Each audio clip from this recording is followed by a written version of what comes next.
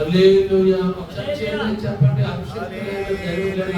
ప్రత్యేకమైన వందనాలు. హల్లెలూయా, హల్లెలూయా. బైబిల్ నుంచి ఒక్క మాట ఉపోద్ఘాతంగా ఒక్క మాట మనం జ్ఞాపకం చేసుకుందాం. పేతురు రాసిన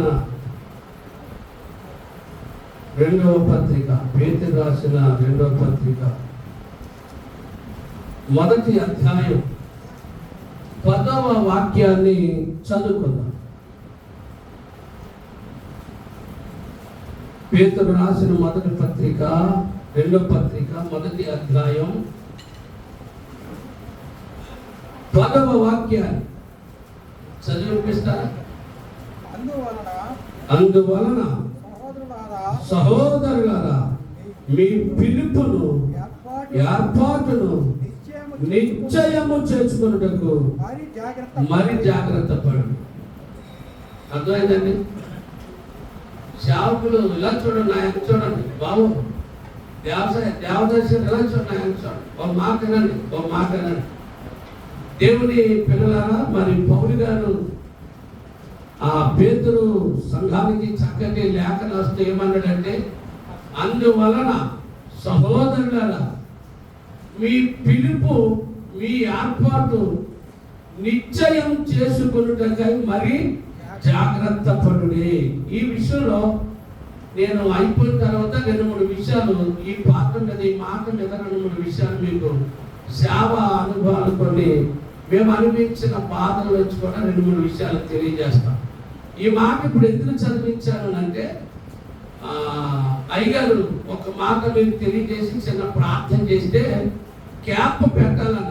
ఆ క్యాప్ దేనికి సాదృశ్యం ఇస్తుందిరా అని అంటే, ఇప్పుడు నేను పెట్టుకున్న క్యాప్ అది దేనికి సాదృశ్యం అంటే, యేసు ప్రభువుని సిలువ వేసినప్పుడు ముళ్ళ కిరీటం పెట్టి ఎన్ని శ్రమలు ఎన్ని బాధలను అనుభవించి, అర్థమైందా, ముళ్ళ కిరీటము ద్వారా ఆయన ఆ శ్రమలు పొందాడు.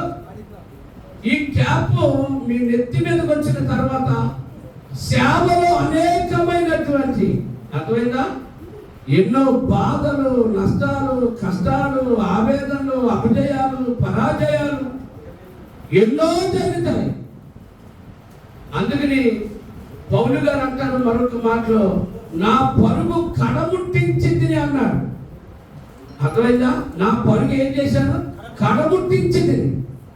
ఈ క్యాప్ మన నెత్తి మీదకి వచ్చిన తర్వాత ఇది ఒక ముళ్ళ కిరీటం లాంటి భావాలు కలిగి ఉంటే, ఈ లోకంలో ఈ పరిచర్యలో కొనసాగుతున్నప్పుడు ఎన్నో అవంతరాలు లేచిన, అర్థమైందా, మనం ఎవరు చూస్తూ ముందుకు కొనసాగాలంటే పౌలు అంటాడు, నేను క్రీస్తును పోలి క్రీస్తును చూస్తూ వెళ్ళిపోతున్నాను, మీరు నన్ను పోలి నన్ను చూస్తూ పరిచర్యలో ముందుకు వెళ్ళాలి అని చాలా చక్కగా క్లియర్గా పౌలు గారు చాలా మంది బిడ్డలను పరిచర్యలో బలపరిచినటువంటి విధానాలు, పౌలు గారు అనుభవించిన అనుభవాలు చాలా మందికి చెప్పడం, నేర్పించడం కూడా ఈ లేఖనాల నుంచి మనం చూస్తున్నాం. దేవుడికి స్తోత్రం కలుగును గాక. కాబట్టి చిన్న ప్రార్థన చేసుకుని అయ్యగారికి సమయం ఇస్తారు. తర్వాత మరి అయ్యగారు మాట్లాడిన తర్వాత కొన్ని విషయాలు మేము మాట్లాడిన తర్వాత కొన్ని విషయాలు మీకు తెలియపరిచిన తర్వాత ముగింపు ఆశీర్వాదంతో సెలవు తీసుకున్నాం. ప్రార్థన చేసుకున్నాం. ప్రార్థన.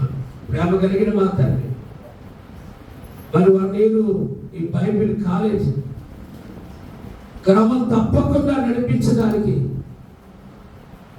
ముందుగా మీ దాసులు రాజయ్య గారిని బట్టి నీకు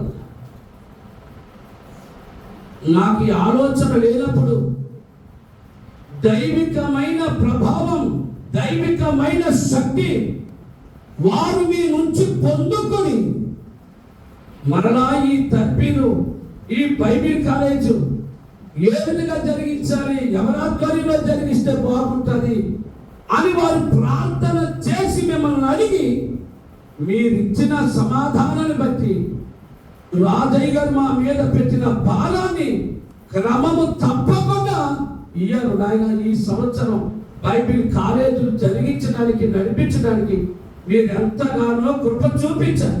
అందుని బట్టి స్తోత్రం చెల్లిస్తున్నాను ప్రభా. బిడ్డలని దాస్తులను అభిషేకించను నాయన నీకు వందనాలు.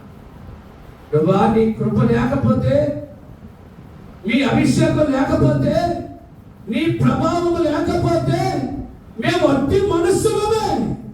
వట్టి మనుషుల ద్వారా దైవికమైన కార్యాలు జరగవు. తండ్రి, నీకు స్తోత్రాలు నాయన. దాసుల చేతుల మీదుగా మరొకసారి మేము అభిషేకించబడుతూ అథారిటీ కలిగినటువంటి ఒక సర్టిఫికెట్ను పొందుకోవడానికి మీరు చూపిన కృపను పెట్టారు. ఆశీర్వదించని కార్యక్రమాన్ని నిర్మించారు.